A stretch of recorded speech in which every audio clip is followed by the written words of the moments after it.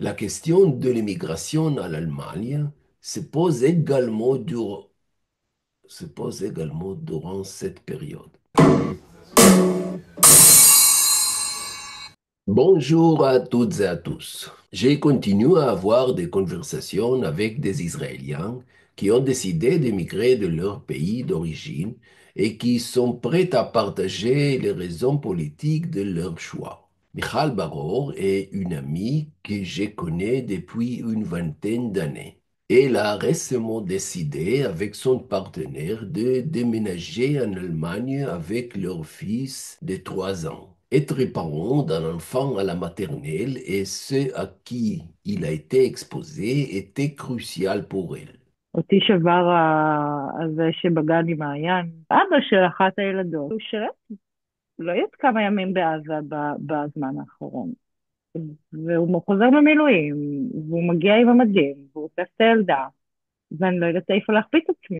והוא הולך גם עם הגולגולת הזאת. הנראות של זה גולגולת שחורה או אדומה, כאילו יש לזה שתי וריאציות. זה איזשהו סוג של כאילו גאוות מלחמה, לא יודעת, גאוות מלחמה, גאוות יחידה. לי זה נשמע כמו גאוות הרג כזאת. מין, זה גאוות הרג, לא, זה ללא כאילו ספק, יש שם גולגולת, את האלמנט של גולגולת זה מה, לא יודע, אנחנו אוספים גולגלות. המעני שזה נקרא. אבל היה איזה יום שכאילו מין שיחקתי עם האמא והילדה באיזה גינה, ואז אבא חוזר והוא כאילו, לא יודעת, אחרי כמה חודשים, הוא כאילו מגיע ישר לגינה והאמא והילדה כל כך מתרגשות והכלבה מתרגשת, וכאילו הכל כזה מין סצנה חלומית והוא רץ אליהם, כמובן שהבן שלי כאילו ברגע שהוא רואה את ההתרגשות הזאת הוא כאילו מצטרף אליה, והוא גם רץ אליו והם כולם משחקים ביחד. ואני, והחוויה היא של בושה, כאילו, של בושה עמוקה, של פער שאי אפשר להכיל אותו, באמת שאי אפשר להכיל אותו. ויצא לך לנסות לדבר את זה, את הפער הזה מולם? איתו לא, איתו לא, איתו לא, איתו גם לא, אין, אני לא חושבת שיש לי. אני ממש נזהרת לא לדבר איתו, וגם אני לא חושבת שיש שם מה לדבר. איתה אני מדברת על זה הרבה. היא קיבוצניקית כזאת, שהיא קיבוץ של שומר הצעיר, והיא תופסת עצמה כשמאלנית כמובן, והיא זה מאוד בתוך השמאל הציוני. היא גם מדברת נגיד על הגירה ועל עזיבה של הארץ, אה, והיא כל הזמן אומרת, כן, אבל הבן זוג שלי, אני לא יודעת איפה הוא יוכל להיות, כאילו היא כל הזמן מדברת גם את הקונפליקט בתוך עצמה. ומצד שני היא גם לא רואה, היא בתוך אותה שיחה היא אומרת לי, אוי תראי משהו, אני חייבת להראות לך משהו שהבן זוג שלי עשה בעזה, היא מראה לי תמונה של הקיר בעזה שהוא כתב בצחוק, הוא ריסס על הקיר, אותי מסעילי. והיא מראה לי את זה בכאילו בהשמצה על בית בעזה, ואני כאילו אומרת לה, גל, וואו. עכשיו היא מראה לי את זה בשיא כאילו התלהבות של חברה מאוהבת, כאילו, ואני לא מצליחה להבין איך אני מגשרת, איך אני מתחילה להסביר לה כמה הדבר הזה הוא מחריד. וההבנה, וזה הרגע שאמרתי, אני לא יכולה לחיות, כאילו אי אפשר לחיות פה. אי אפשר לחיות פה כי אי אפשר לגשר על זה, כי לא משנה מה אני אגיד, אני לא יכולה להסביר לה למה הדבר הזה הוא מחריד. זאת אומרת, היא לא יכולה, זה לא שאני לא יכולה, היא לא יכולה להבין, היא לא יכולה להכיל את זה.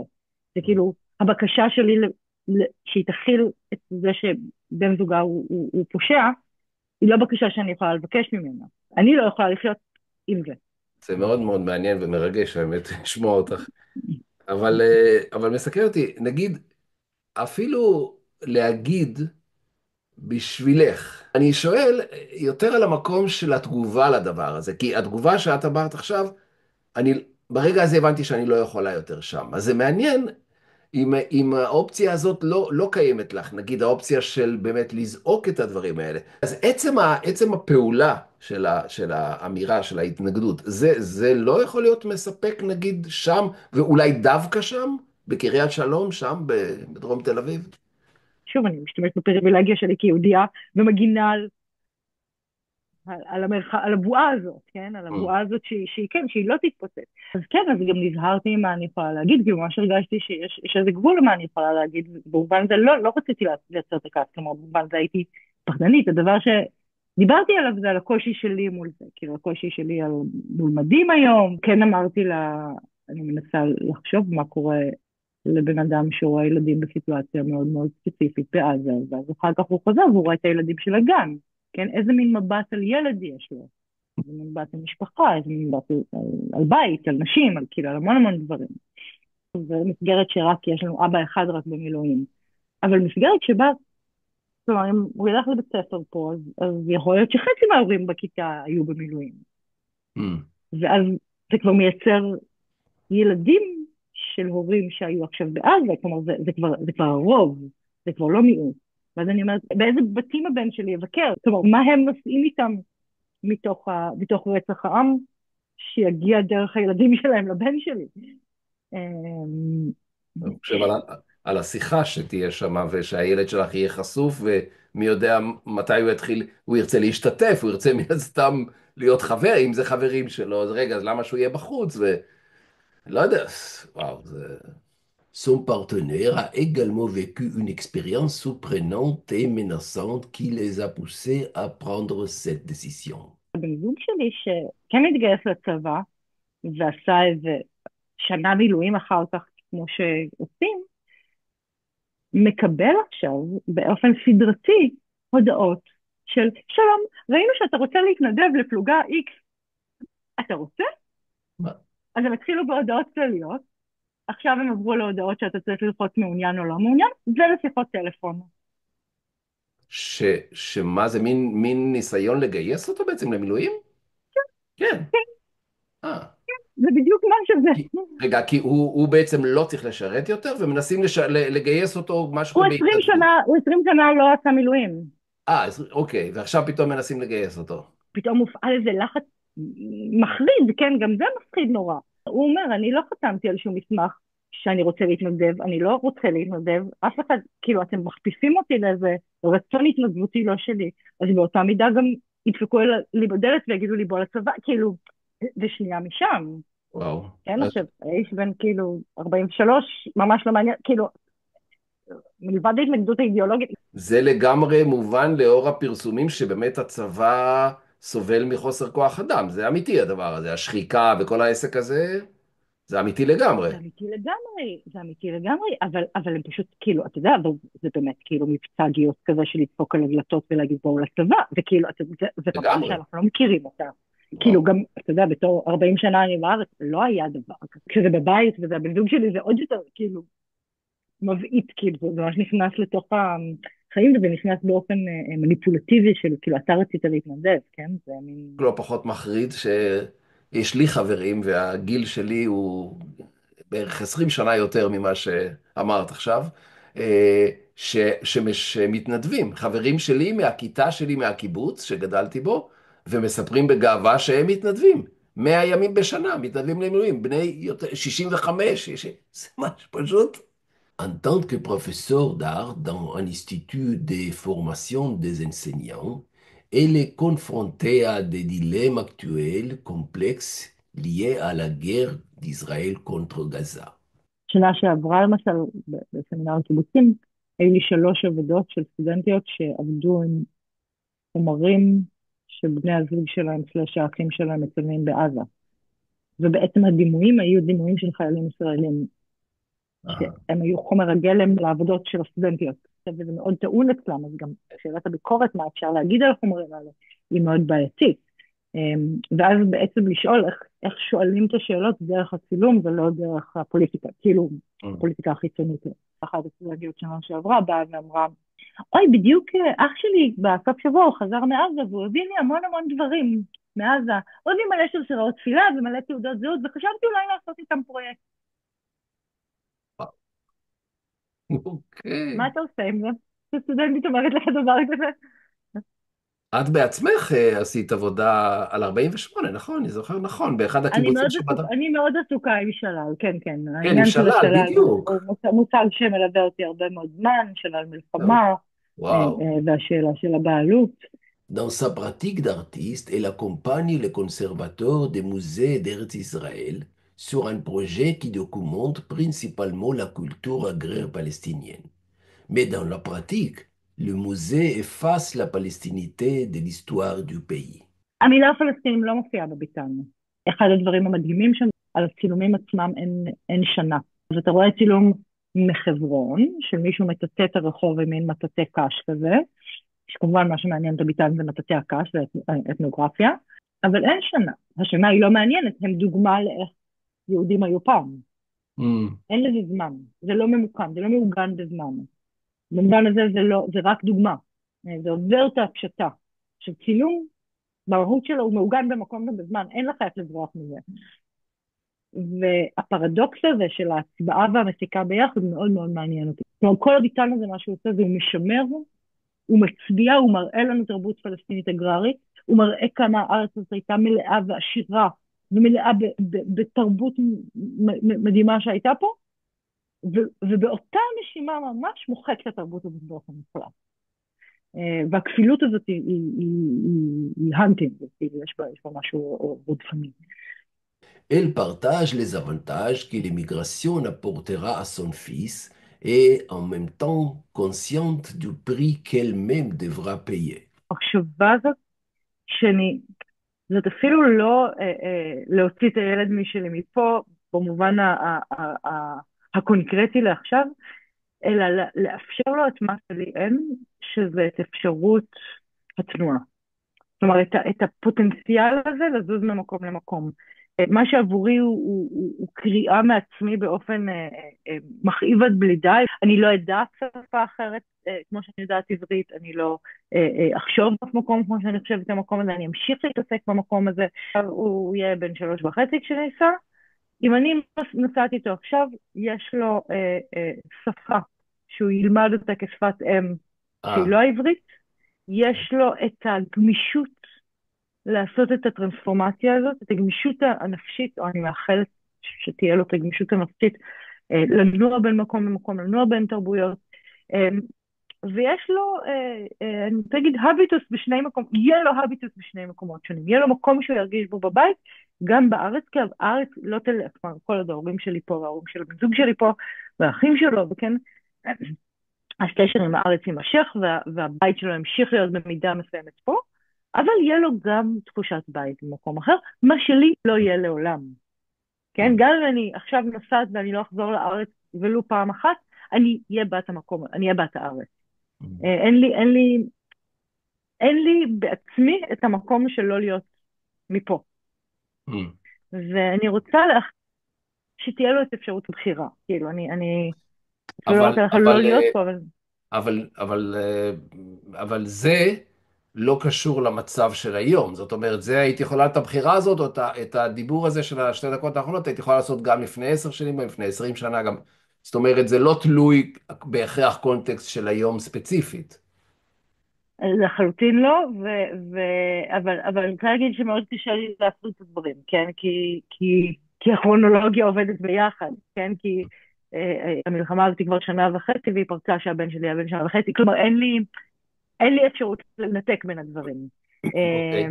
ונכון שיכולתי להגיד את אותו טקסט, אבל יכול להיות שהצורך להגיד אותו לא היה קיים באופן הזה. Michal décrit ce que signifie vivre dans un pays fondé sur la suprématie juive. פרקטיקה שלא להיות במרחב שבו, שבו אתה לא יכול לראות טלוויזיה בלי לראות, לא יודע, תוכנית קומית, תוכנית על יחסים, תוכנית על אוכל, בלי התפיסת עולם, התפיסה הקולוניאליסטית, התפיסת ריבונות היהודית הזאת תעלה באופנים גלויים או סמויים. זה דבר שאני לא רוצה, אני רוצה לנתק אותו מהשושלת הזאת, איך אני אגיד את זה? זה דבר שהוא מוטמע בנו באופן כל כך עמוק, ושוב, אני חושבת שאני מורעלת בו כבר, כן? אני מתוכי לא אוכל להוציא אותו, אני יכולה להסתכל עליו, אני יכולה להיות רפלקטיבית לגביו, אני יכולה לנסות, כן, לפרק אותו בכלים שיש לי, אבל אני לא אוכל להוציא אותו, אני לא אוכל, הוא יישאר בי, כן, הוא יישאר בי כמו רסיס שנכנס לתוך הגוף, והגוף חי איתו, אבל הוא נשאר דבר קיצוני לו. התודעה הישראלית היא רסיס שנמצא אצלי בגוף, כן, התודעה הישראלית השוללת היא רסיס שאני לא אוכל להוציא אותו מהגוף שלי. שוב, אני יכולה לדאוג שלא תהיה דלקת, אבל אני לא אוכל להוציא אותו. בעצם ההחלטה להגר מישראל קשורה בעיקר בלקיחת אחריות על כך שאנחנו הורים לילדים קטנים, רק שהולכים לגדול חס וחלילה במקום שיש בו את כל הדברים שאת תיארת, ורק תיארת קטן. אני אפילו חושבת יותר מזה, אני חושבת שאם לא הייתי אימא, הייתי מתעקשת להישאר פה. כי כן. אני חושבת שהפעולה החשובה היא להיות פה. Hmm, ויש כאן התנגשות בין שני סוגים של אחריות, כן? בין האחריות שלי להיותי בת המקום הזה ולמאבק עליו, ובין האחריות שלי על העתיד של הבן שלי. hmm, וכן, בחברה הניאו-ליברלית שאנחנו נמצאים, בעתיד הבן שלי מנצח את המדינה, כאילו את האחריות hmm, הקולקטיבית. מתישהו עשיתי לעצמי רשימה של כל הדברים שאני מפחדת מהם מהמקום הזה. כאילו, וזה, כן, זה החל מהאימה הישראלית של זורקים עליי טילים וזה מפחיד אותי, ואני צריכה לחפש דירה עם ממ"ד, כי אני לא מסוגלת יותר לרוץ למקלט עם הילד שלי באמצע הלילה, זה לא יכולה. אין לי את הקפסיטי הרגשי לעשות את זה יותר. עד לאימה, כמו שאמרנו, על האופן שבו החברה הישראלית בעצם מרעילה את עצמה בגזענות הזאת, באתנוקרטיה הזאת, כאילו באי האפשרות להכיל אחרים. hmm. לאפשרות לפלסטינים, אבל היא כמובן מתרחבת לכל מיני אחרים. Elle est une artiste à succès. Elle a récemment remporté deux prix importantes, mais cela ne garantit pas la sécurité de son emploi en raison de ses postes critiques. אני הבנתי שאין לי, באופן העמוק, אין לי פה עתיד תעסוקתי, אין לי פה ביטחון תעסוקתי. Ah, וזו הבנה מאוד מאוד קשה, כי היא כאילו עומדת ביחס, בניגוד לאיך שהפוזיציה שלי נתפסת מבחוץ. קיבלתי שני פרסים גדולים השנה, ומכרתי עבודות למוזיאון, שמאוד מאוד גם נותן קרקע כלכלית לצאת לדרך למציאה. wow. כן, מדהים, וזה גם מדהים שזה קורה השנה, שאחד מהפרסים האלה הוא ממשרד התרבות. Ah, כן, עכשיו גם wow. נשאלת השאלה, מה עושים עכשיו עם פרס ממשרד התרבות? שזה כן, כן, פתרתי את זה. זה, פתרתי את זה בלתרום כאילו רבע ממנו לעזה, כן, לקלין שלטר. אוקיי. וואו, גם וואו, וואו. בעצם, כן, כאילו, כן, בערך 20% מהפרסים האלה הלך לקלין שלטר. קלין שלטר זה עמותה שהקימו סאנה ותום, עמותה שעובדת, שבונה אוהלים בעזה. וואו. אוהלים, הם התחילו מלבנות תאי שירותים, אה, ואז הם עברו לבנות אוהלים ולחלק מיילים ולעשות דברים. כאילו זו בחורה עזתית שאימא שלה עדיין בעזה, ובחורה ישראלית, שתיהן במקומות בברלין. קורס שאני מלמדת 4 שנים, שאני מקבלת עליו פידבקים מאוד חיוביים, שזה נלקח ממני כאילו קורס גדול, קורס כאילו פרנסה, 50% מהפרנסה שלי, נלקח ממני בגלל המסיבות האלה, כאילו בגלל קיצוצים, שיש פה בעצם סטודנטים. מקצצים בקורסים בעצם. בקיצוצים. עכשיו, הדבר הזה הוא נוסף על זה שבשנה שעברה בעצם אני החל מתחילת המלחמה מאוד מתנגדת לה וקוראת לעצור אותם משלב מאוד מאוד מוקדם.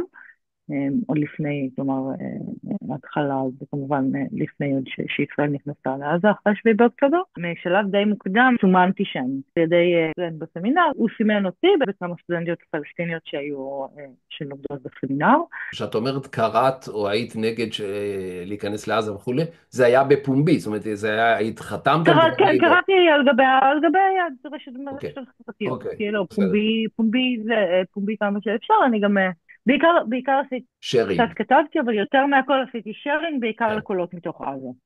וסומנתי, ובעצם אותו סטודנט הגיע לבן גביר, ובן גביר הלך עם זה לוועדת החינוך של הכנסת, ובעצם עשה מצגת גדולה על משתפי פעולה עם הטרור בתוך מוסדות האקדמיה הישראלית, היה מכל האוניברסיטאות, ואני ועוד כמה סטודנטיות פלסטיניות כאמור עם נציגות הסמינר.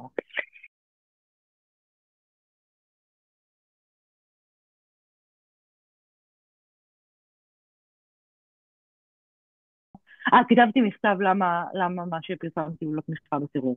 כתבתי מכתב לסמינר. ואז תפסה אותי לשיחה, נסיעה, ולקחה אותי כזה על המקום לפני שיעור, כאילו בלי איזה הכנה מוקדמת, לקחה אותי לשיחה. את פוגעת בסמינר. כל פוסט שאת מפרסמת, את פוגעת בסמינר. אני במקום להתעסק בעניינים האקדמיים, אני מתעסקת בלהשתיק את הקולות בעקבות הדברים שאת מפרסמת. וואו. עכשיו, לא, עשיתי שם שיחה, שלא הייתה לי הכנה נפשית, אז כאילו הייתי כזה, מאיפה זה נחת עליי, כן? לנסות להבין מה לעזאזל. אני אגיד שהסמינר הוא המקום היחיד שלא נעשו בו תיאורים, כן? כלומר, הוא לא לקח אף אחד לשיחת סמי פיטורים, הוא לא לא הייתה, חוץ מהשיחה הזאת, אף אחד לא ניגש אליי מיוזמתו וזימן אותי לבירור או למשהו כזה, כלומר לא היה את כל הדבר הזה, אני אגיד את זה לטובת הסמינר, ויחד עם זה השיחה הזאת הייתה בדיוק זה, כן, השיחה הזאת הייתה בדיוק לקחת, להגיד, אנחנו לא מקרטניסטים, אנחנו לא מקרטיסטים, אנחנו לא נגיד לך לעצור, אבל שתדעי שאת פוגעת עם כל פוסט כזה בסמינר. הסברתי לה, אמרתי לו, תשמעי, אני חושבת שאנחנו צריכים לראות גם מה קורה בעזה. ואני כאילו רוצה גם להאמין שלא קוצצתי על הדבר הזה, בסדר? הבנתי. אני רוצה להאמין את זה, ואני, כלומר, אני נוטה להאמין את זה, אבל אין מה לעשות, שהפרקטיקה היא זו. בפועל זה מה שקרה, בפועל כאילו, הייתה את השנה הזאת, היה את האיומים האלה, נלקח לי הקורס הזה. שוב, יש לי פרנסה, כן, אני עובדת, אבל זה לא, אין לי אף מקצוע שאני יכולה להגיד, אוקיי, עוד 10 שנים אני אוכל להתקדם בה, אין לי שום דבר כזה, אין לי קביעות בשום מקום. Bien sûr, elle a reçu beaucoup de réactions à leur décision de partir bientôt. Mais à cause de התגובות l'épisode, הן מורכבות, התגובות הן מורכבות, כאילו, יותר מהכל יש עצב, כאילו, גם אצלי, עצב אמיתי, גם ברמה החברית וגם ברמה הקולקטיבית, כאילו, החוויה היא שיותר ויותר, כן, מהחבורה האקטיביסטית שלנו, אבל כאילו התנועה הזאת החוצה, בקרב קהילה, כלומר, זה הקהילה שלי, לא תהיה לי, שוב, לא תהיה לי קהילה אחרת באופן הזה. כן, ואנשים, זה מי שסירבנו יחד, זה כאילו, אני תמיד הבדיחה שלנו, כאילו, אנחנו חברים מהסירוב. אה. רגע, את סירבת לשירת אה, בצבא? בטח, סירבת מה, סירוב פוליטי כזה? ואני לא פוליטי, זכרתי את זה. פוליטי. לא ישבתי בכלא כי לא ישבנו בכלא אז, אבל כי בדור שלי נשים לא ישבו בכלא, הגברים ישבו, ויש שאלה של אחריות, כאילו, של אחריות על המקום הזה. בדיוק, כן, דיברתי עם חברה טובה פלסטינית, שאמרה לי, כן, אבל מה עם האחריות שלך על המקום הזה? את עוזבת, את הבן אדם החזק, את הבן אדם שיכול לשנות דברים, ואת משאירה מאחור את מי שאין לא יכול. זה קשה, ועם הפלסטינים זה במיוחד קשה. כן, פלסטינית, כאילו, פלסטינית עם תעודת זהות כחולה. כן, אני הולכת עם האמירה הזאת, זה לא אמירה כן, ש... שחולפת עליי, כן? כן. בייחוד שגם אתה יודע, אני גם אני מרגישה אותה, היא לא באה מבחוץ, היא מהדהדת קול פנימי. La question de l'immigration en Allemagne se pose également durant cette période, précisément avec l'augmentation de la répression étatique contre les activités de solidarité avec la Palestine et le soutien massif au génocide qu'Israël est en train de perpétrer. עוד מילה אחת על גרמניה, בעצם את הולכת למקום שוואי וואי, כאילו יש לך איזה נכון, משהו להגיד. נכון. לא, נכון, אין לי מה להגיד, כאילו, אתה יודע, זה מקום שהוא וואי וואי, בדיוק קראתי אתמול כתבה מהגרדיאן על איך המפלגת שמאל עולה, והייתי כזה, אוקיי, יש לי במה להיאחז, יש כאילו, יש איזה קצה חוט שאפשר כאילו בכל זאת להחזיק, אבל אני כן חושבת שבכל זאת, ויותר קל לי כאילו להיאבק על זה שם, ולהגיד, זה יותר מורכב שם, מבחינת היכולת הכלה, שיש שם מקום שיכול להכיל את העמדות האלה, את המבטים האלה, J'ai beaucoup appris de Michal. J'espère que cela a été intéressant pour vous aussi. Si c'est le cas, partagez la vidéo et si vous le souhaitez, faites un don à Decolonizer afin que nous puissions continuer notre travail. Merci et à plus tard.